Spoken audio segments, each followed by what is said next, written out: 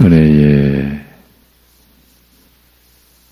역사를 홀로 이루시고 또 베풀어 주시는 우리 아버지 하나님, 생명의 길을 여시고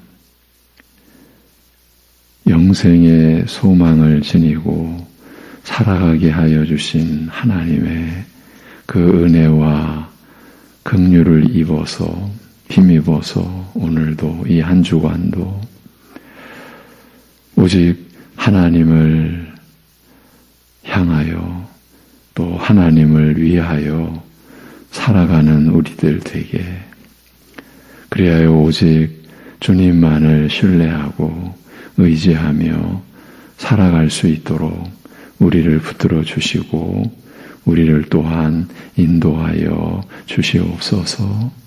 예수님의 이름으로 기도하옵나이다. 아멘. 고린도전서 1장 21절에서 26절 보시겠습니다. 고린도전서 1장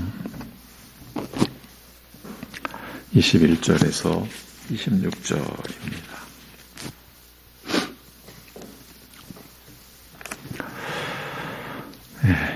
21절부터 26절까지 같이 보시겠습니다. 다 같이. 하나님의 지혜에 있어서는 이 세상이 자기 지혜로 하나님을 알지 못하므로 하나님께서 전도에 미련한 것으로 믿는 자들을 구원하시기를 기뻐하셨도다.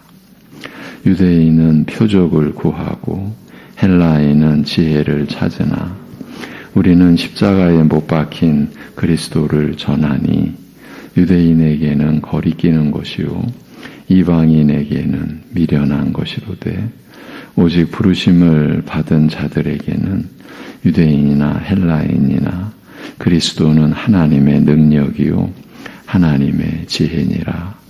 하나님의 어리석음이 사람보다 지혜롭고 하나님의 약하심이 사람보다 강하니라.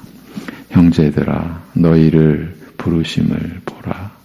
육체를 따라 지혜로운 자가 많지 아니하며 능한 자가 많지 아니하며 문벌 좋은 자가 많지 아니하도다. 아멘. 한번 생각을 해보았으면 합니다.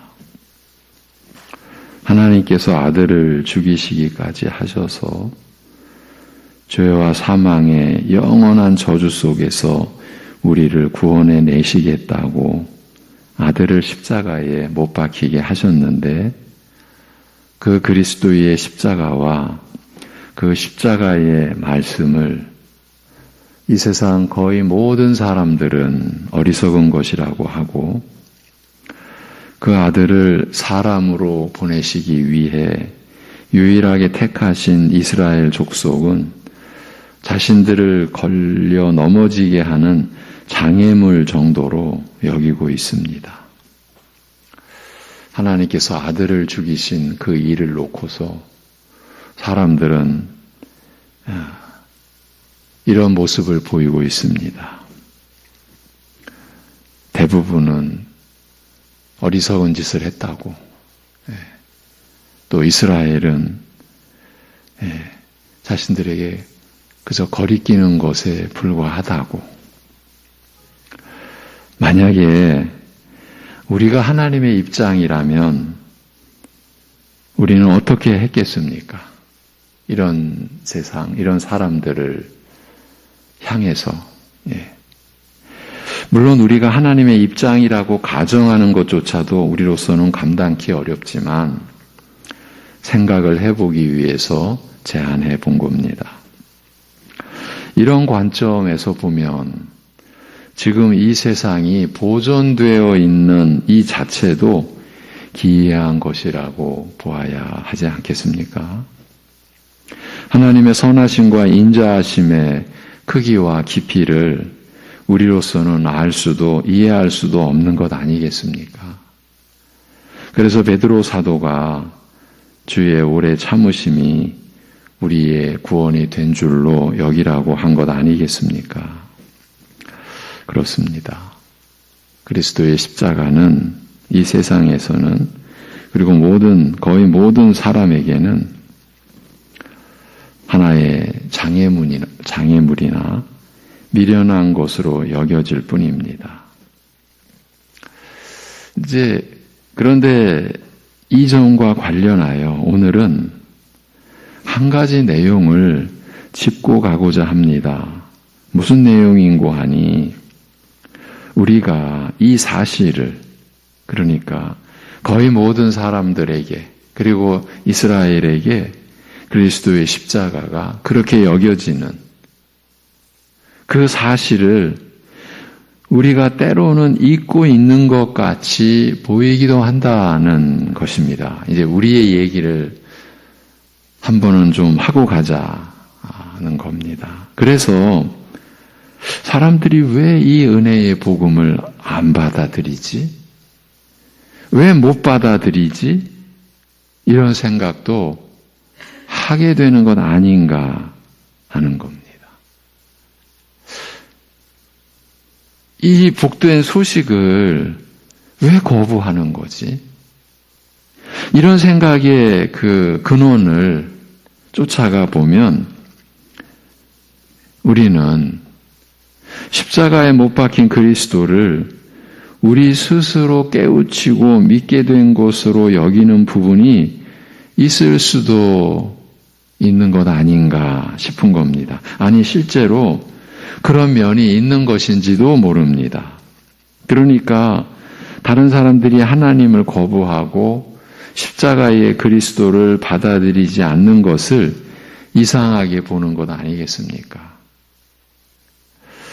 그렇지만 사람 스스로는 그리스도의 십자가를 그 복음의 말씀을 받아들이는 일이 그러니까 자기 스스로 받아들이는 일이 일어날 수가 없다고 하는 성경 말씀을 특히 고린도전서 1장의 말씀을 알고 그대로 믿는다면 그런 생각을 할 수는 없을 것입니다. 이제 우리의 지금 내면 드러날 듯 드러날 듯 아닌 것처럼 그렇게 좀 말이 좀 이상하네요. 어쨌든 좀 애매한 그러나 분명히 어떤 실체는 있는 것 같은 그런 우리의 내면을 지금 좀 오늘 들여다보자라는 겁니다. 그래서 오늘 말씀의 첫머리가 좀 생각해보자. 하나님의 관점에서 그런 세상을 이것도 한번 생각해보고 절대로 우리 스스로는 그리스도의 십자가를 못 받아들인다. 이렇게 우리는 말을 하지만 그러나 과연 우리는 그렇게 여기고 있을까? 왜 안 받아들이지? 이런 좋은 것을 또 값없이 주시는 하나님의 선물을 이렇게 여기는 면이 우리에게 있다는 것은 우리는 우리 스스로가 그러한 은혜를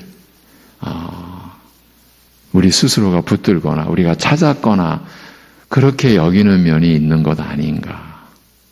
그런데 말씀은 고린도전서 1장은 그런 일은 있을 수 없다라고 하지 않습니까?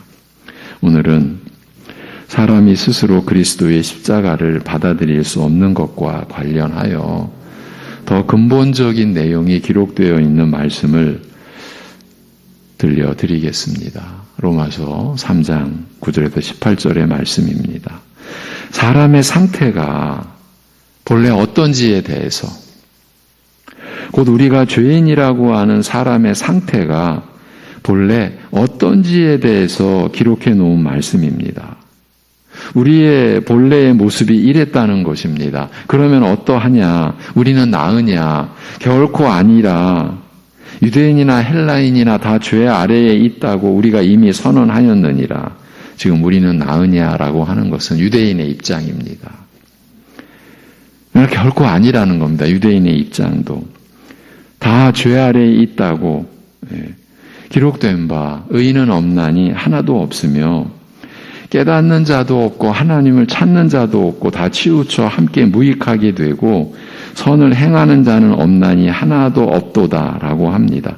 깨닫는 자도 없고 하나님을 찾는 자도 없고 다 치우쳐 함께 무익하게 되고, 그러니까 그 죄악의 그 상황 속에서 사람은 서로가 무익할 뿐이라는 겁니다. 이게 본래 사람의 지금 상태, 현실입니다. 이것이 본래의 사람입니다. 이어서 봅니다. 그들의 목구멍은 열린 무덤이요 그 혀로는 속임을 일삼으며 그 입술에는 독사의 독이 있고 그 입에는 저주와 악독이 가득하고 그 발은 피 흘리는데 빠른지라. 파멸과 고생이 그 길에 있어 평강의 길을 알지 못하였고 그들의 눈앞에 하나님을 두려워함이 없느니라 함과 같으니라. 이렇게 기록되어 있습니다. 인간의 전적 타락에 대한 로마서 1, 2, 3장의 기록이 이렇게 마무리되어집니다. 이것이 인간이요. 이런 상태에서 본래는 예외인 사람이 한 사람도 없다고 하시는 말씀입니다. 그러면 사람들이 이 사실을, 이 말씀을 인정할까요? 일반 사람들이 아니라 교인들이라고 해서 모두가 이 말씀을 인정한다고 볼 수 있을까요? 여러분도 짐작하시겠지만 제가 보기에는 의인은 없나니 하나도 없으며 깨닫는 자도 없고 하나님을 찾는 자도 없고 다 치우쳐 함께 무익하게 되고 선을 행하는 자는 없나니 하나도 없도다라고 나는 이 말씀이 교회 안에서조차도 제대로 인정받지 못하고 있는 게 우리의 실태라고 그렇게 여겨집니다. 의인은 없나니 하나도 없다는 것은 모든 사람이 죄인이라는 선언, 그렇지 않습니까? 모든 사람이 죄인이라는, 예외는 없다는 그런 선언이며, 그리고 이어서 그 죄인된 특성을 설명하는 내용이 기록되어 있다고 본다면 그 첫째가 깨닫는 자도 없고 하나님을 찾는 자도 없다는 것입니다. 그러니까 죄인된 본래의 사람은 하나님에 대하여 아무도 깨닫는 자가 없고 나아가 아무도 하나님을 찾는 자가 없다는 말입니다. 그런데 이 말씀이 교회 안에서조차 가려지고 있으니 교회 안에 있는 사람들조차도 자신은 얼마든지 스스로 의롭다고 여길 수 있고 나아가 자신을 의인이라고 할 수도 있다는 얘기가 됩니다. 이 세상에는 실제로 그런 사람들이 적지 않습니다.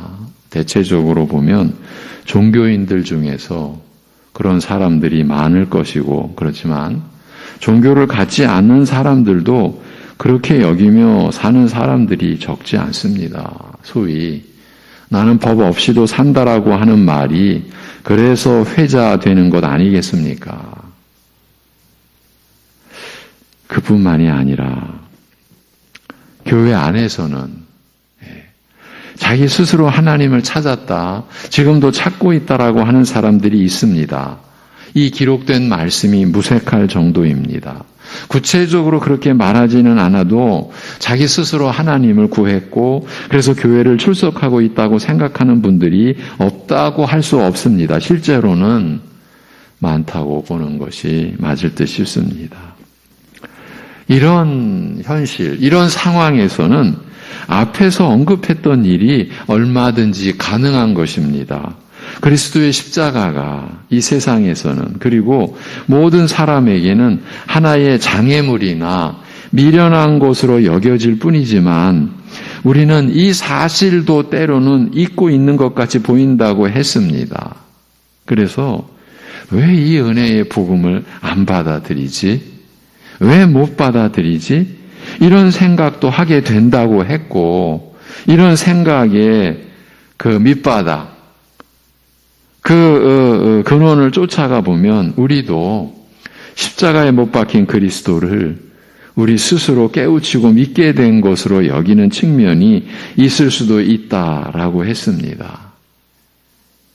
그래서 다른 사람들이 하나님을 거부하고 십자가의 그리스도를 받아들이지 않는 것을 이상하게 볼 수 있다고 한 것입니다. 그러니까 은혜의 옷을 슬그머니 벗고 있는 거죠. 예. 하나님이 입혀주신 의의 옷, 은혜의 옷을 슬그머니 벗는 겁니다. 예. 그러면서 이제 자기의 그 뭔가, 일반적으로 말하면 자기의 어떤 공로가, 공로의식이, 공로사상이 슬금슬금,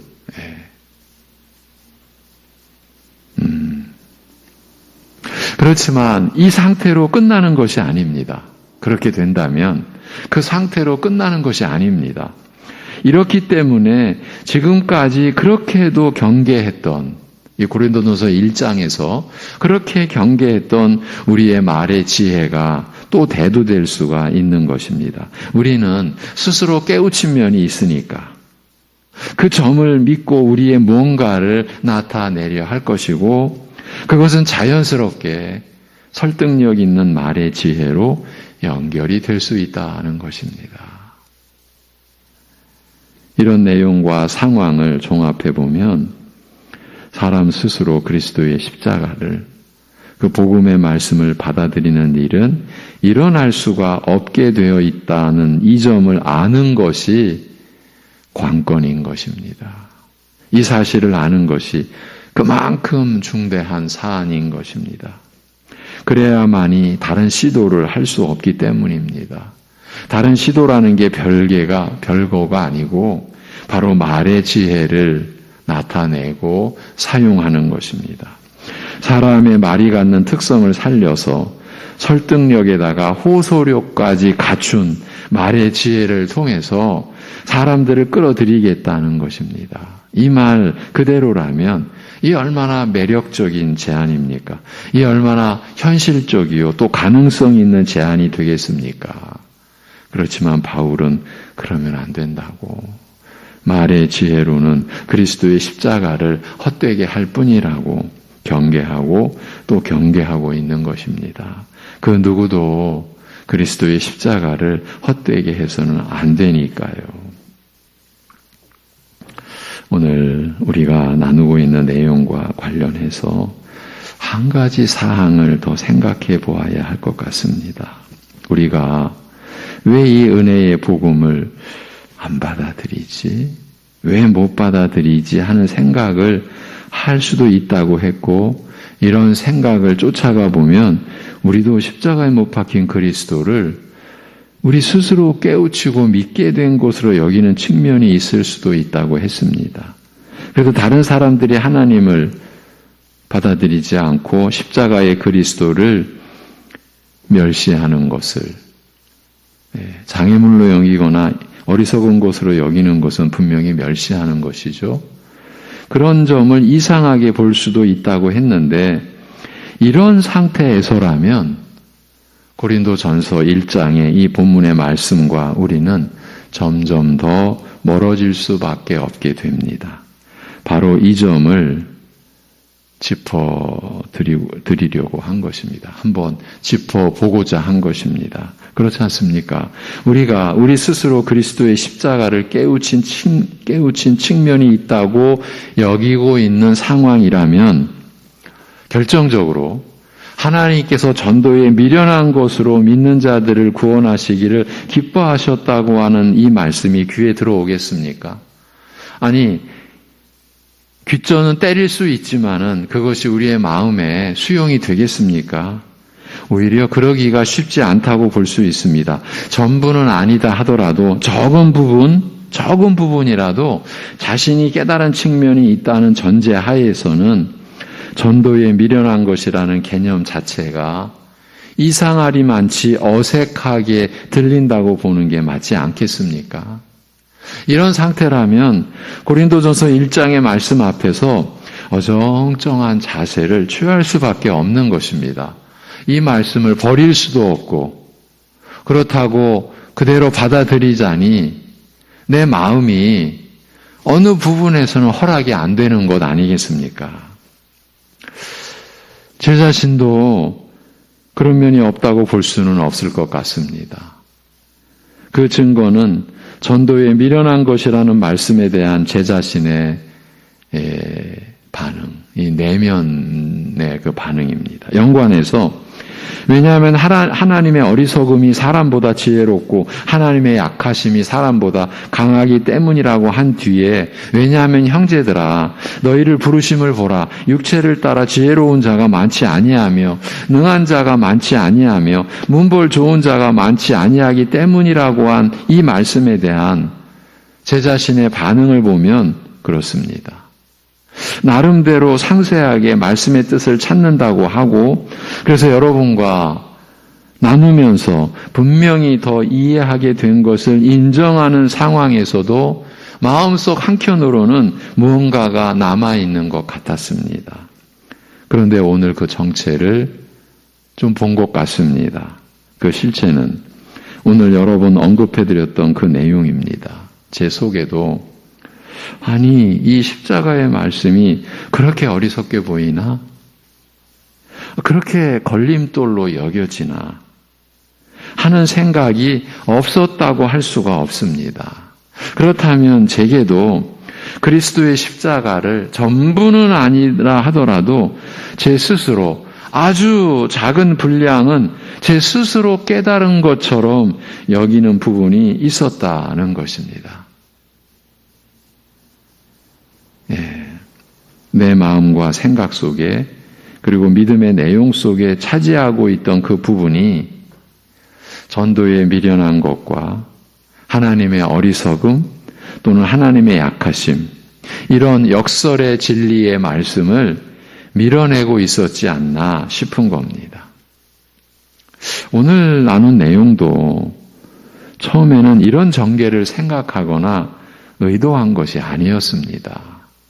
처음에는 지금까지 나눈 내용을 정리할 필요가 있다는 생각에서 단순한 생각에서 출발했는데 특히 이 월요일 이제 제가 그 전주간에 나눈 내용을 한번 요약해 드리고 이제 이번 주가 나눌 말씀을 전개해 가는 게 보통 제가 이 새벽의 말씀을 여러분과 나누는 그런 패턴이라고 할 수 있지 않겠습니까? 그런 생각에서 단순한 생각에서 출발했는데 오늘 나눈 대로 이렇게 전개가 되면서 저 자신도 당혹스러웠습니다. 그렇지만 피해갈 수가 없었습니다. 중간에 방향을 틀을 수도 있었을 것 같았는데 한번 틀어보려고 했습니다. 이거 아닌데 그저 지난주 나눈 내용을 좀 더 지배학적으로 정리하는 쪽으로 방향을 좀 틀어보려고도 했었는데 그렇게 되지가 않았습니다. 방향을 틀 수가 없었다고 하는 게 정확할 듯, 솔직할 듯 싶습니다. 어떤 점에서는 여러분에게 혼란을 야기시켜드린 점도 있을 것 같으면서도 이렇게라도 한 번은 짚고 가야 할 필요는 분명히 있었다고 그렇게 제 스스로 여긴 거고 제 안에도 그런 면에 대해서 분명히 흔적이 있다. 그렇게 보자면 오늘 뜻밖의 나눈 이 내용이 중차대한 그런 사안으로 다가오는 것 그게 좀 느껴집니다. 그러니까 은혜의 옷을 우리가 벗을 수 있다라는 겁니다. 우리가 그렇게 하나님의 은혜를 고백하고 찬양을 하고 그 말씀을 묵상한다고 하면서도 부지불식간에 이렇게 표현할 수 있을까요? 나도 모르는 사이에 우리도 짐작하지 못하는 어떤 그 점에서 우리는 벌써 은혜의 옷을 슬며시 그래서 그 오랜 30년이 넘은 그때 한 교수님이 그 교수님의 책을 종종 또 들여다봅니다. 지금도 제가 보고 있는데 삼위일체의 이 교리가 과연 한국 교회에서 그 말씀의 가르침대로 온전히 받고 있을까 하는 의문을 그분이 제기를 합니다. 자유주의적인 신학을 갖는 교회에서는 뭐 이미 그런 부분이 있다고 하지만 일반 교회에서도 그러니까 이런 식으로 우리가 지니고 있는 어떤 그 신앙의 오류나 신학적인 그 일탈, 오류에 대한 지적을 예리한 지적이죠. 우리가 일반적으로는 분별 못하는 삼위일체에 대해서 우리가 잘못 생각하고 있는 면을 그래서 저도 또 그 교수님의 그 기록된 저술한 책을 보고 있는데 그분이 교실에서 우리를 가르치면서 이런 말씀을 하셨어요. 제가 한번 예를 들어드린 분이에요. 그분은 이 말의 어떠한 지혜의 면에서는 정말 제한된 분이에요. 본인 스스로 이렇게 말씀을 하세요. 그래서 강의도, 교실의 강의도 거의 90% 이상이 99%까지라고 말씀드릴 수 있어요. 그냥 읽으시는 거예요. 그래서 준비된 그 교환을 다 나눠주시고, 우리도 같이 읽으시는 거를 같이 보는 건데, 그런데 어느 날 읽으시는 것을 멈추고 우리를 바라보시면서 여러분이 앞으로 목회를 하다 보면 은혜의 옷을 벗을 때가 여러분도 이제 그때는 목사가 아니었죠. 목사가 될 여러분도 이분은 그 아들, 손자 같은 우리 제자들을 향해서 꼭 존댓말을 쓰시는 분이시거든요. 여러분도 은혜의 옷을 벗을 때가 올 것입니다. 자기도 모르게 은혜의 옷을 벗을 수도 있습니다. 그때는 그 말을 이해 못했죠. 그런데 그 노 교수님의 그 가르침이 현실 속에서 느껴지는 거죠. 오늘 바로 그 부분을 제 자신도 또 우리 안에서 일어나는 상황을 보면 얼마든지 일어날 수 있다. 왜 못 받아들이지?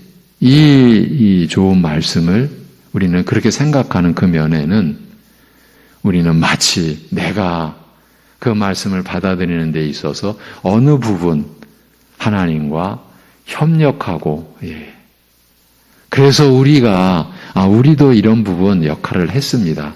그래도 한 역할, 아주 적지만 한 역할을 하는 부분이 있지 않습니까? 하는 그런 그 내용이 결국은 공로 사상입니다.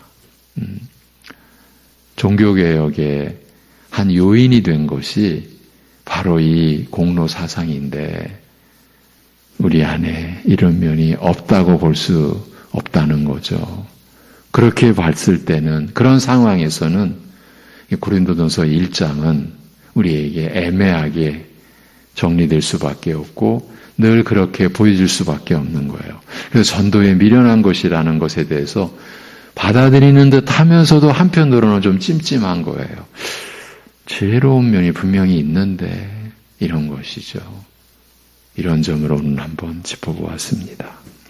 기도하겠습니다. 하나님 아버지,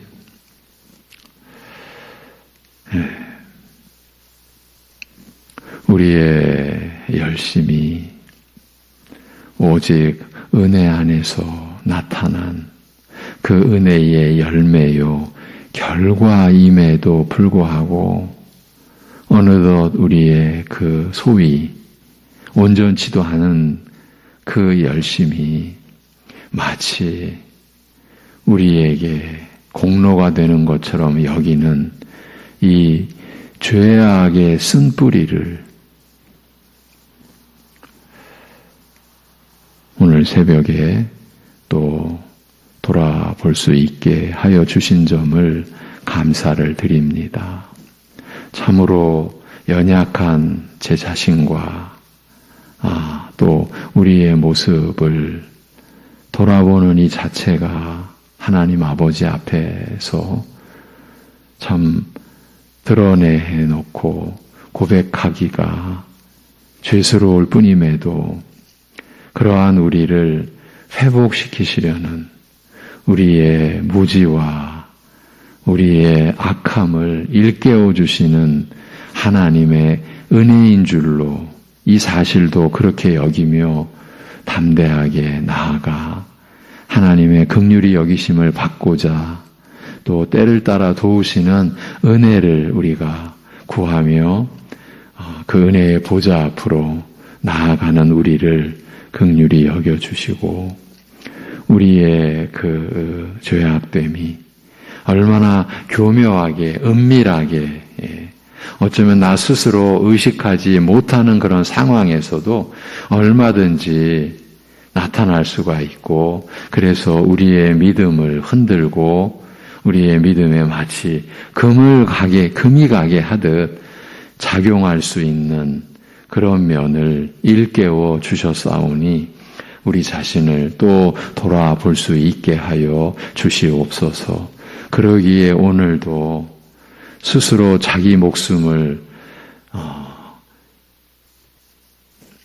스스로 취하고 또 스스로 구하려고 하는 자기 목숨을 위한 그러한 스스로의 일을 거부하고 그래서 자기를 부인하고 오늘도 자기 십자가를 질 수 있는 그러한 믿음의 본연의 그러한 자세를 갖출 수 있고 회복할 수 있도록 도와주시옵소서. 하나님 아버지, 그러기에 우리가 심판자의 자리에 너무나 쉽게 어쩌면 오를 수 있고 그것이 어쩌면 우리의 실체로 보면은 너무나 자연스러운 우리의 모습일 수도 있다라고 하는 그러한 우리 자신도 볼 수 있도록 도와주시옵시고 서로에게 본래는 함께 무익하게 된 우리가 서로에게 유익한 존재로 그래서 서로를 세우고 서로에게 위로와 격려가 될 수 있는 관계로 살아갈 수 있는 은혜의 사람으로 살아갈 수 있는 우리 되게 이 한 주간 오늘이 그러한 면에서 좀 더 세밀하게 훈련하고 연습할 수 있는 우리의 삶이 되게 우리를 붙들어 주시고 인도하여 주시옵소서. 이 모든 것을 주님께 의탁하오며 주 예수 그리스도의 이름으로 기도하옵나이다. 아멘.